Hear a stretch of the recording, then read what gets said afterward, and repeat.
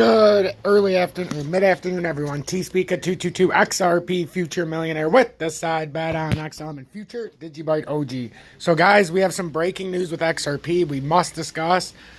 And a shout out to Crypto FX. I appreciate you setting me in line, my brother, and give me some words that I needed to hear, because sometimes the harsh reality must be said. So I really appreciate you taking the time to, have a back and forth with me. So, one of the stronger members in the community. So anyhow, XRP, we need to pay attention to this. I put a video out on Twitter, but I figured I would do an update so you guys would be like, what's going on here? It looks like in the daily time frame, and yes, I understand there's a lot of scribble here, but it's here for a reason. We can probably get rid of that little line, and maybe this little weird one that's going around the back. A couple of these dots we could get rid of. Maybe this little circle that has this arrow that is pointing to something. Well, it's the wick, but you guys can see the wick now. But that was the error we could, So anyhow, we had a wick right here that pulled all the way up. So fill that in with your eyes. It comes up to right here. Whoops. Right next to it, though. You guys seen it. Fucking I don't know why it keeps putting it right there, but it's right there on the side of that. I'm in the daily time frame, so it keeps putting it in weird spots.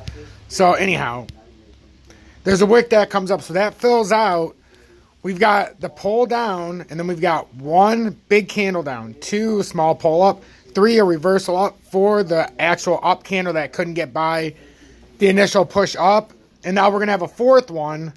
So we're not going to crash immediately, but we're going to have a fourth one that'll probably look like, it'll probably start somewhere here, and it'll be one it'll be a smaller version of the one you just seen, or it'll just come off. But we could have a squeeze one right now, but you're going to probably see a smaller one than now. So we can't I don't think we can crash until this next candle starts forming. That's why I said it could be hours away. It's not going to happen right this minute. This candle is formed now. We've got to, wait the next, 5 hours left in this daily. It's going to stay in the same range.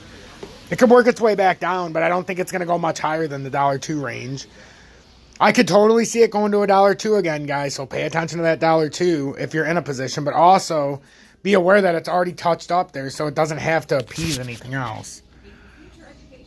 Because it technically has come far enough. It's just a little bit below that one.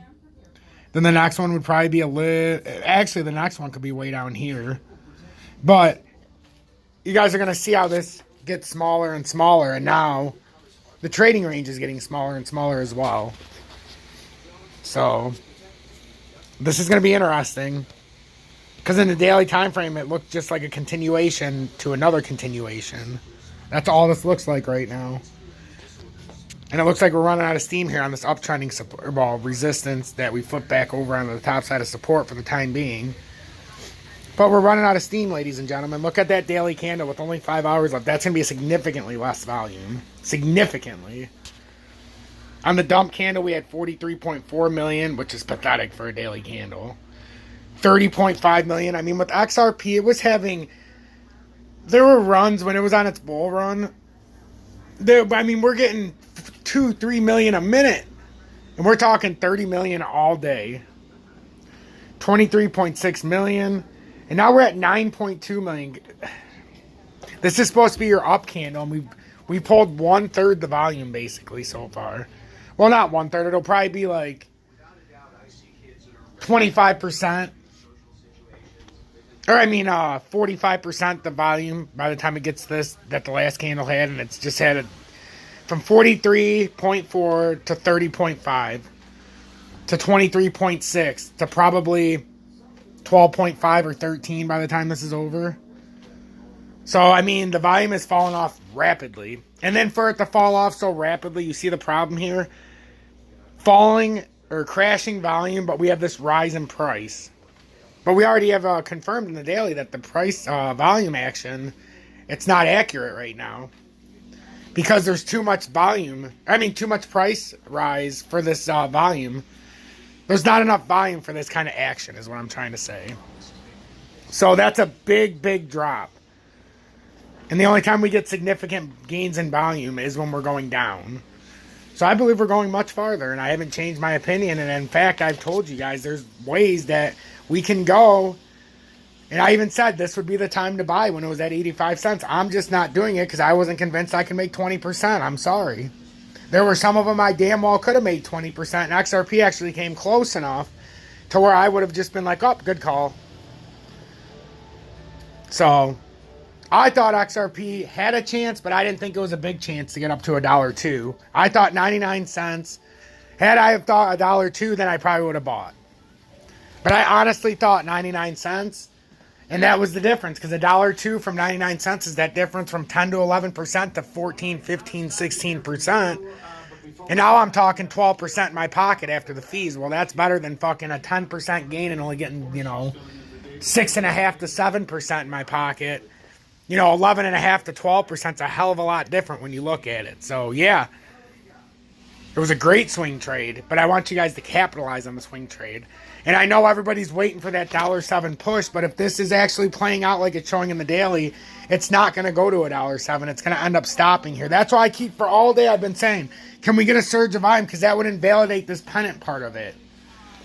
At least this last part of it. And we could at least, go from there, but it's not even doing that. It can't even break outside that. Now it's becoming very clear in the times. And you can see how this is just rounding into an M. And the more the weeks go on, the more it's showing it. And it's getting scary now because this is actually playing out. And we did a terrible job coming back up. That's such a failure.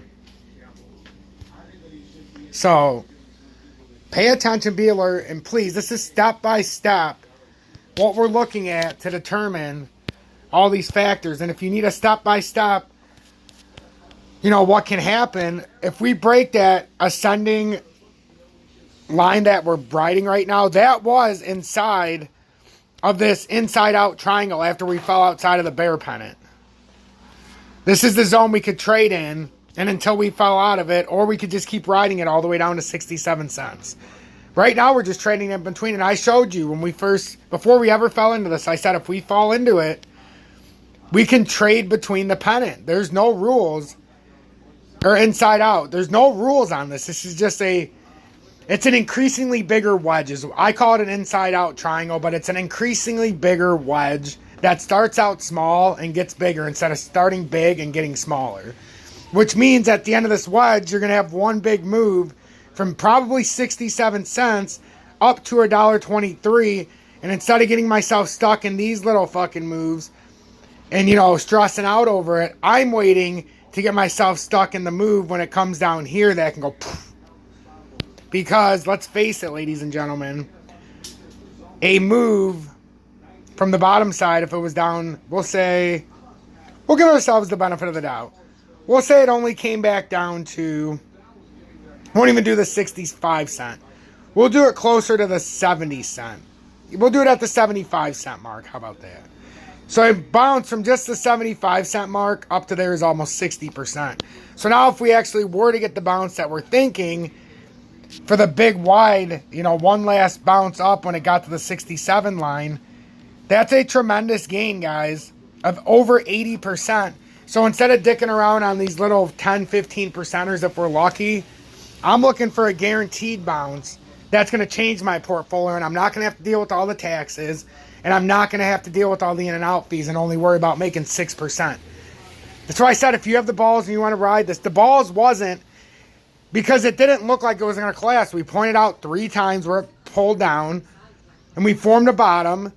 But I'm not riding those kind of situations. And if I'm explaining it wrong to you, I apologize. But that is what goes behind my thinking. And I know the farther out we get in this is when the real money's being made because this wedge is going from being smaller to bigger. And I call it an inside-out triangle, but that's all that's happening. The only reason it's crazy is because I diagnosed this and put this out before that bear pennant was ever broke.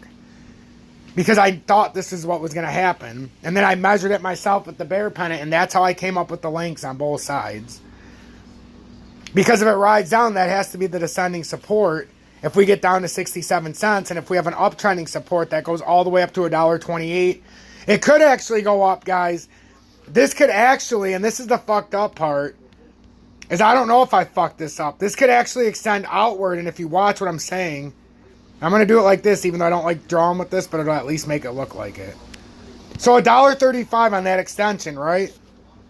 Well, what if I just extend this out and say the inside out triangle, and then you extend this side to 53, 52 where those bottoms were?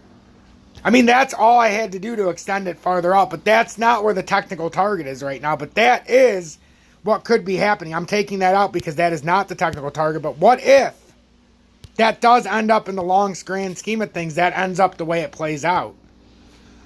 So that's what we're watching, guys. There's a lot of stuff going on. It's not just, oh, we're going down to 65 cents or 52 cents, or oh my God, we're going to fill the gaps all the way down to 10 cents.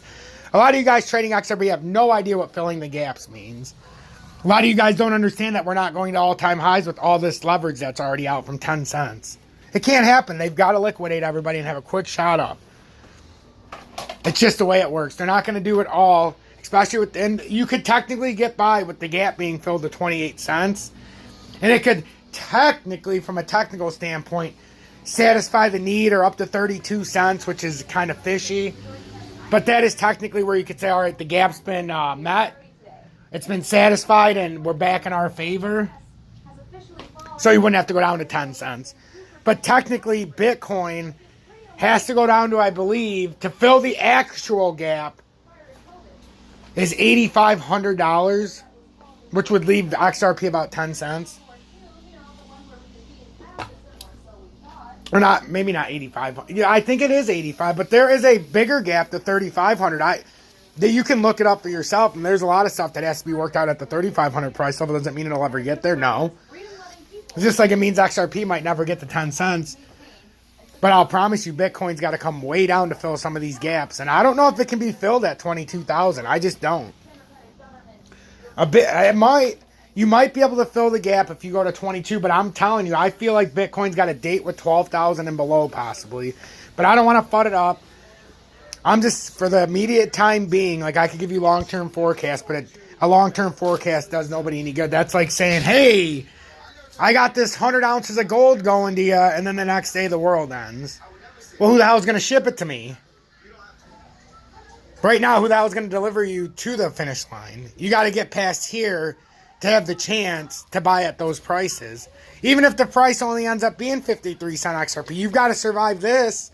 Or even if it's 67 or 75, you've got to survive these levels to buy it at 75 and 65 and 52. You know, that's just the way it works. And even if we never got a chance to buy it at 52, but you can buy it at 67 or 75, isn't that a lot better than buying it at $1.40? It's a 50% savings, or almost 60% on $1 at 67. Say that's a hell of a savings. So let's just figure out what's going on in the pattern, because it looks like we have a really good breakdown on it. It looks like we've got this pretty nailed. Let's make sure nothing happens out of the ordinary and we don't get any huge spikes of volume, because right now the volume is dreadful. It's horrendous. You couldn't find less volume than this if you were pushing XRP over in front of the camera. Like, there is so little volume, you can't find XRP. For these levels, you can't find it. And I'm still surprised that we can't. I thought somehow, some way we were going to make that push to $1.07 and try to invalidate that last little part of the bear pennant we made. Because if we don't invalidate this bear pennant we've made in the daily time frame, XRP is going to drop rapidly once this next candle ends. It might not be this one, but the next one, because the next one would make that very small, and you'd have wick pullbacks on both sides, and you would know it's over. It'd be half the size of this in diameter. So, and then right out in front of it from the middle. So right where that red line is, essentially, it'd be coming out from the middle. And then you'd have a very small, and then you know it's crashing. The odds of it breaking up out of there, you could have a small rebound up to 107, but that would be your fake breakout, and then it'd immediately roll over. That's why I keep saying this candle right now is so fucking important. It's insane. This next 24 hours for XRP is going to determine it all. But right now, in these next 5 hours, there must be a volume spike for XRP to break out of this formation. It's not doing it in the last one.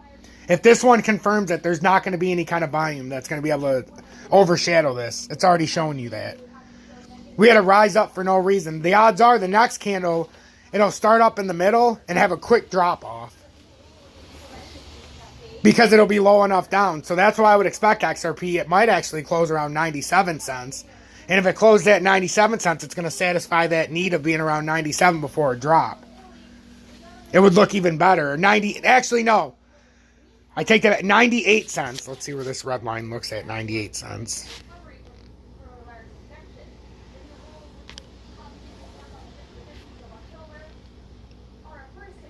I mean, that's, I could, if it came through right there, actually a little bit lower. Like right there, what is that? 97.4. If it came, that's about 97.5. So if it came through right there and you seen it close right about there, look how perfectly, and use your imagination. I know I have a different kind of mind, but use your imagination. And in the next spot from where the daily candle is, make a small one, about half the size of that, but have it start and end from where the middle of the red line is, and just it's just that big as the red line, because it'd be a tight candle, and that's exactly where it would go. And then it might do that the whole day, or it would break down. But that's how it would start. It would be squeezed in the middle, and that, I'm telling you, that would be the perfect spot for it. And then it could squeeze around for a minute, and it could even drop off or go up, but then it'll end up in that middle part. So the only other option out of this is that you would have a huge breakdown or a huge uprise right now in the next 5 minutes. If in the next 5 hours you break out, or in the next daily candle you fall off within the first hour or two. That's what's going on. Otherwise you follow this and you'll have one more squeeze candle, which will kind of stay in the exact same area all day. So that's up to the minute, up to the date. Stay blessed, everybody.